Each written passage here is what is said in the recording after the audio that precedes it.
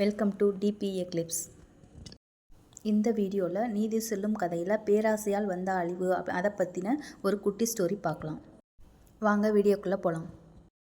முன்னொரு காலத்தில் பேராசை கொண்ட அரசன் ஒருவன் இருந்தான். அவனுக்கு மிகுந்த செல்வம் இருந்த போதிலும் குழந்தைகள் இல்லை. அந்த அரசன் தன் அரசவை பண்டிதர்களை அழைத்து தனக்கு குழந்தை பாக்கியம் கிடைப்பதற்கான வழி ஏதேனும் கூறும்படி வேண்டினான். அவ்வேளையில் அந்த நாட்டிற்கு துறவி ஒருவர் வந்திருந்தார். அரசவை பண்டிதர்களும் அரசனிடம், அரசே, நம் நாட்டிற்கு வந்துள்ள துறவியை வணங்கி உங்கள் வேண்டுதலை கூறுங்கள். அவர் உங்களுக்கு ஆசி வழங்கினால் நிச்சயம் உங்களுக்கு குழந்தை பிறக்கும் என்றனர்.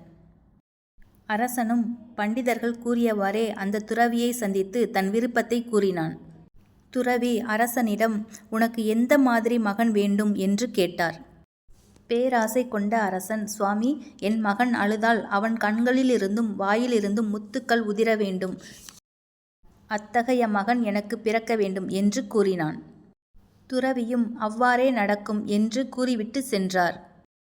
துறவியின் ஆசியால் அரசனுக்கு ஒரு மகன் பிறந்தான். துறவி கூறியபடியே அரசனின் மகன் அழுதபோது அவன் கண்களிலிருந்தும் வாயிலிருந்தும் முத்துக்கள் உதிர்ந்தன. அதனால் விரைவிலேயே அரண்மனை முழுவதும் முத்துக்கள் நிரம்பி வழிந்தன.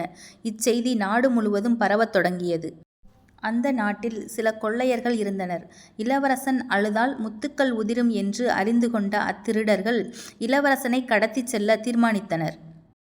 ஒரு நாள் அத்திருடர்கள் அரண்மனைக்குள் நுழைந்து யாரும் அறியாதவாறு இளவரசனை தூக்கிச் சென்றனர். இளவரசன் கடத்தப்பட்டதை அறிந்த அரசன் மனம் துயருற்றான். அவன் தன் வீரர்களை அழைத்து இளவரசனை தேடி கண்டுபிடித்து கொண்டு வருமாறு உத்தரவிட்டான். இளவரசனை தூக்கிச் சென்ற திருடர்கள் அவனை யாரும் அறியாதபடி ஓரிடத்தில் அடைத்து வைத்தனர். நாள்தோறும் இளவரசனை அடித்து அவனை அழச் செய்தனர். இளவரசன் அழும்போது அவன் கண்களில் இருந்தும் வாயிலிருந்தும் முத்துக்கள் உதிர்ந்தன.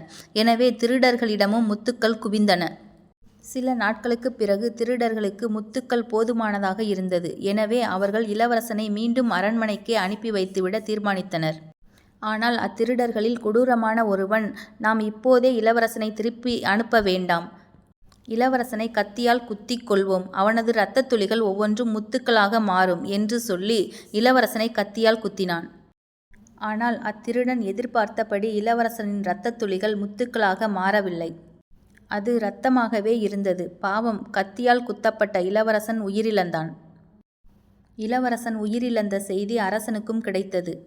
பாவம் என் மைந்தன், என் பேராசையால் நீண்ட நாட்களாக நான் தவமிருந்து பெற்ற குழந்தையை இழந்தேனே என்று அழுது புலம்பினான் அரசன்.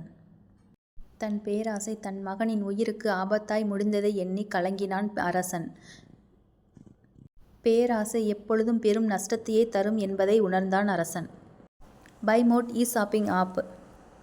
This video sponsored by Buy Mode shopping app.